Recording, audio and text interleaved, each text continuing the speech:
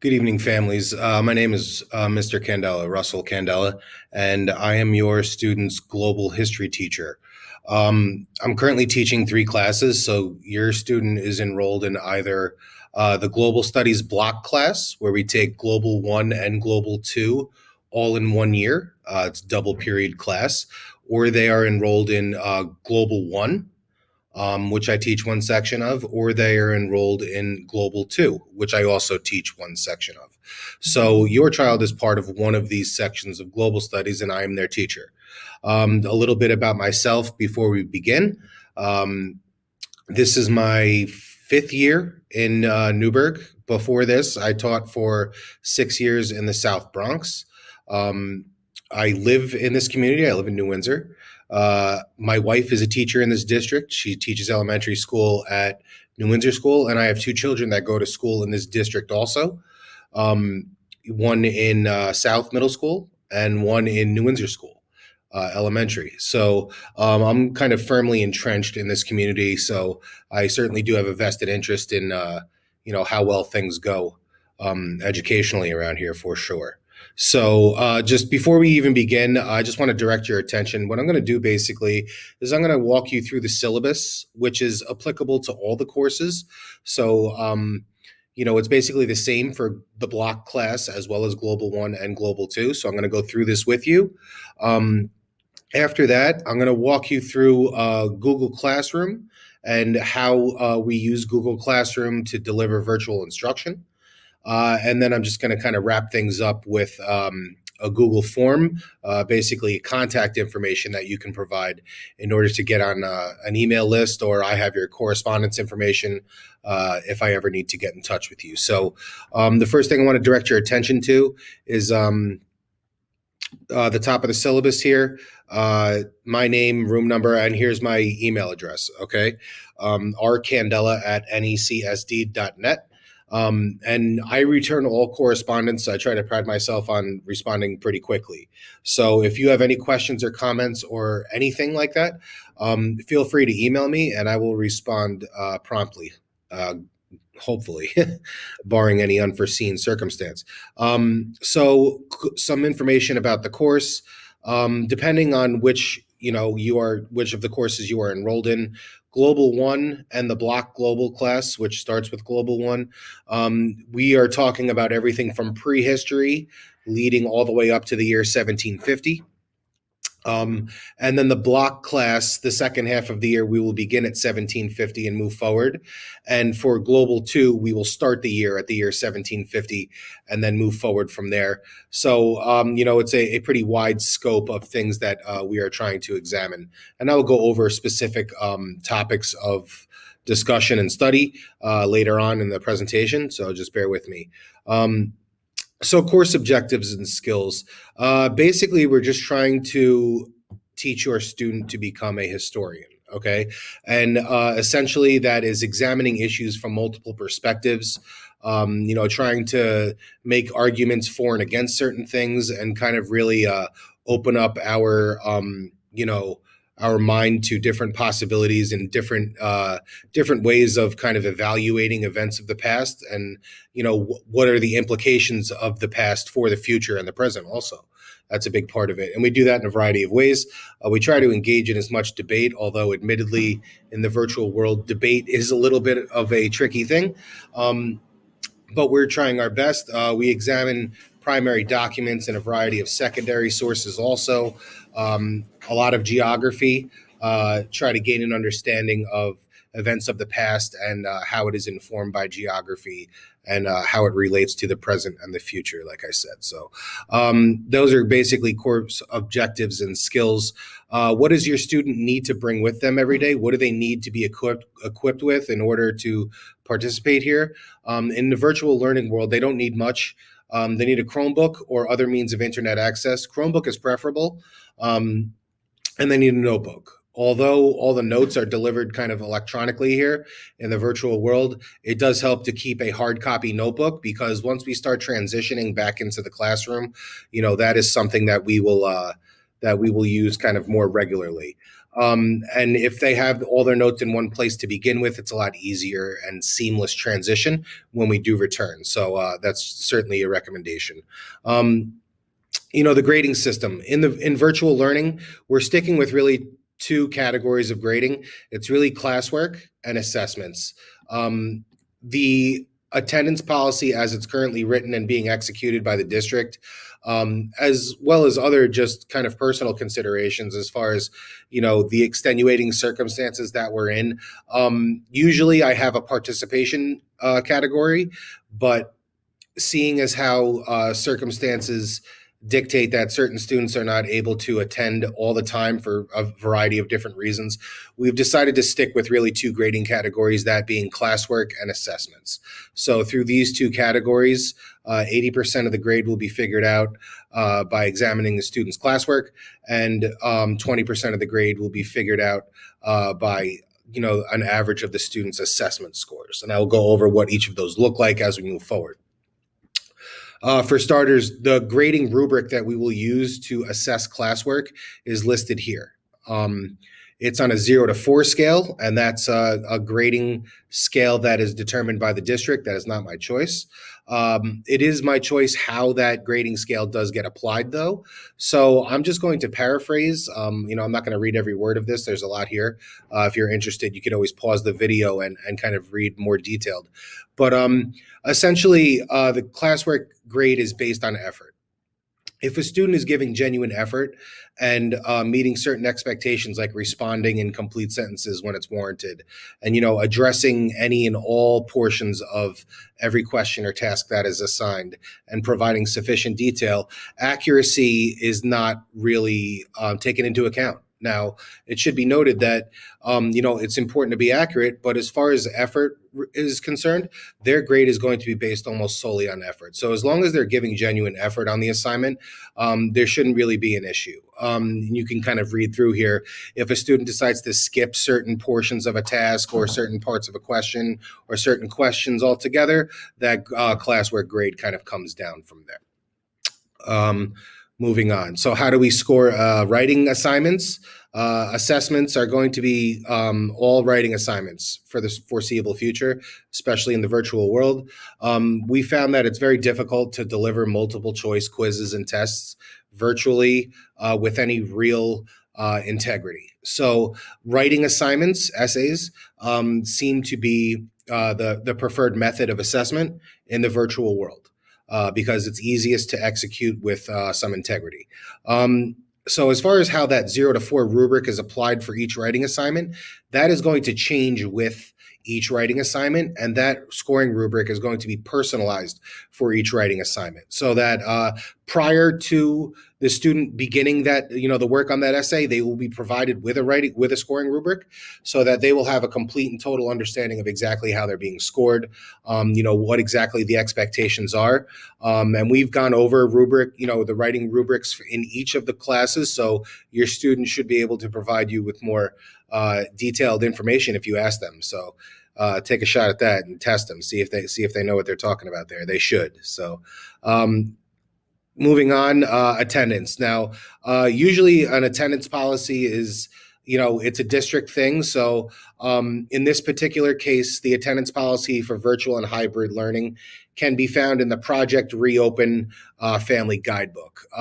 For parents and guardians that leave me their email contact information at the end here, I'm going to email you a copy of this syllabus, so you will get all of this yourself, but this is actually a hyperlink here that I put in. So if you click this link, this will take us directly to the Family Reopening Guidebook that you can kind of take a look at for yourself, and this walks you through all of the protocols and procedures, instructions, instructional models, and all of that thing, including the attendance policy. So you could take a look at that. It's also posted on the website. What else? Different kinds of assessment that we're going to be doing, writing in particular. There's really 4 different kinds of essays that we will take a look at. The traditional thematic and DBQ essays, and we will also take a look at claim, counterclaim essays, and enduring issues essays. Now, a quick thing about the writing assignments. I tend to dedicate a lot of class time to the completion of these essays. So we kind of structure a couple of class periods in a row for the completion of these, with certain kind of benchmark milestones for completion at the end of each class, so that if we use our class time efficiently, there is very little to do outside of the classroom. Now, a student may have to finish off an essay on their own, but we do dedicate a pretty wide berth, a lot of time in class for the completion of writing assignments, just to make you aware of that. So, moving on, plagiarism. This is kind of a problem, and it is. Some students are a little kind of slower to learn than others, but especially virtually, plagiarism is kind of an issue. Occasionally, or oftentimes actually, some assignments will require a student to read information from a particular document and then answer questions about that document in a worksheet. But it's hard for students to not just copy and paste directly from the resource document into the worksheet. So it is a requirement that students kind of read that information and paraphrase it and answer in their own words. Just as long as they don't straight copy and paste it, they're fine. The purpose of this is these questions are reading comprehension questions. And if a student is copying and pasting, that provides me, the teacher, with no evidence that the student is in fact comprehending.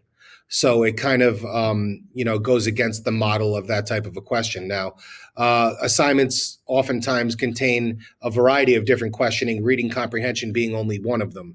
I ask a lot of opinion questions and a lot of, evaluation questions and assessment questions.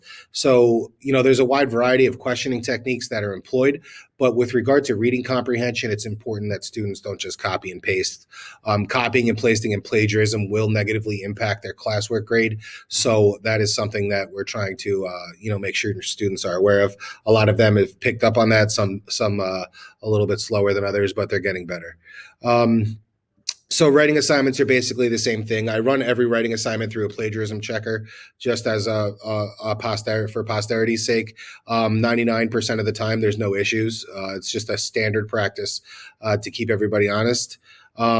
So basically, there's some information here about how to quote documents that we're using, for example, in a DBQ essay, where resource documents are provided to the students. They have to quote them as part of the essay. There's a way to do that. And, just some information about plagiarism in general. So just to kind of wrap up with the syllabus here, it's important to note that this syllabus applies to virtual learning only, and this really should be changed to say hybrid learning, because even while your students are, if your students are coming in, part of the week and staying home part of the week, it's kind of not fair to expect them to, adhere to two different sets of expectations. It's a lot easier to just adhere to one set of expectations so that there's no, confusion. So once we come back full live all the time, 5 days a week, like a normal school year, this syllabus will change, and I will provide the student with a new copy of a new syllabus that will apply to live in-person learning. So again, feel free to email me with any questions or concerns. Email address is there. So I'm just going to kind of zoom out a little bit on this thing so we can see the whole thing here. So topics of study for Global 1 and Global 2 are listed here. If your student is taking the block class, that's, double periods, and we do Global 1 and 2 in 1 year, all of those topics here are covered. For Global 1, it is only this first set of topics, and for Global 2, it is only this second set of topics, just so you're aware. So next, I will walk you through kind of what the Google Classroom looks like for us and how we use it. So this is, my period 3 and 4 block global studies Google Classroom. Our stream page is used primarily for announcements, which there are very few of. You can see the last one is October 2nd. The next one after that will be this post for the virtual open house. So we don't use the stream page a lot. What we do use is the classwork tab for sure up here. So in the classwork tab, it's broken down into units of study. So with the most recent or current unit at the top, and then descending in kind of backward order here. So this is the previous unit, and this is the unit before that, et cetera, et cetera. So I just want to walk you through what a typical assignment may look like. I mean, we could pick any of these here. AIM 5.4b. So we know here there's three different things attached to this assignment. What will always be attached is a YouTube video, and this YouTube video is essentially the mini lesson, we call it, or the lecture portion of the lesson. This is where we give notes, and I provide commentary on those notes in the form of Google Slides. Now, I present this in real time during our virtual meetings. But if students are unable to attend for whatever reason, those notes are always accessible here through this YouTube video. Then they have their worksheet for this particular assignment, and then they have the resource that they need to use in order to complete that worksheet. In this particular case, it's a chapter of the textbook. So they would just use this resource to complete this assignment, and then they would submit it when they're all done. It's important to note here that a couple of things. Number one, you could see all these assignments are numbered. They're AIM numbers. So this is our system of indexing that we use to keep track of all the content in the course so that students can refer back to sets of notes and classwork with ease. If I say, hey, go back to AIM 4.6 exit slip on the classwork, they can easily access this, go here to the worksheet, scroll down to the exit slip, and it's easy for us to kind of keep track of things that way. The other important thing to note is that you can see here all of the previous lessons are posted. So even if a student was absent way back on September 17th or September 24th or, September 14th, they can come in here and they can complete this assignment as though they were here. So if a student is missing work or, has a lot of late work to turn in, all of that is still accessible. And in this climate, with a lot of unknowns and a lot of questions and a lot of kind of new ways of doing this, I am not really punishing students really severely for missing late work. You know what I mean? I welcome them to try to turn in that late work with little or no penalty often, so that they can kind of catch up. I know it's a hard time for some people, and I want to be as empathetic as possible and, give students the room that they need to feel comfortable. I know there's a lot going on. So students can always access old classwork here and turn it in. I accept old makeup work right up until the end of the quarter, a week before the quarters end. So quarter one, for example, ends on November 13th. The cutoff for the acceptance of late work will be November 6th.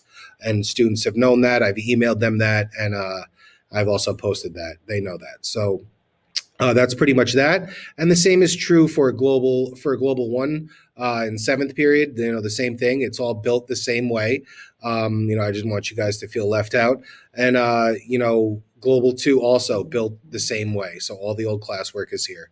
And last but not least, the only other thing I included on the post here today for Virtual Open House is this Google form, Virtual Open House Parent Guardian email list.